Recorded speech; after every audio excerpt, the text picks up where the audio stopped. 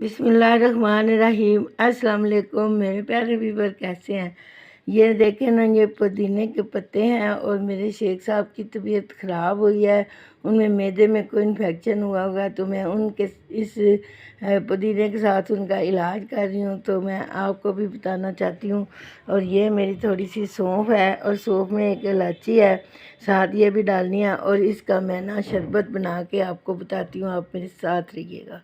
बिस्मिल्लाहिर्रहमानिर्रहीम। ये पत्ते मैंने इसके अंदर डाल दिए हैं और ये मैं इसके अंदर सौंफ और इलायची डालने लगी हूँ और इसमें पानी डालने, और ये आधा गिलास पानी का डालने लगी हूँ। बिस्मिल्लाहिर्रहमानिर्रहीम। बिस्मिल्लाहिर्रहमानिर्रहीम। अब इसको ग्राइंड कर रही हूँ। बिस्मिल्लाहिर्रहमानिर्रहीम। अब मैंने छान के इसको सिरप को गिलास में डाल लिया। तो अब आपने क्या करना है कि 2 टाइम इसको पीना है। पेट में दर्द होए, मैदे में दर्द होए, मैदे में तेज़ाबियत होए, भूख ना लगती होए, खाना हजम ना हो रहा हो, तो आपने ये 1 गिलास सुबह और 1 गिलास शाम बना के पीना है।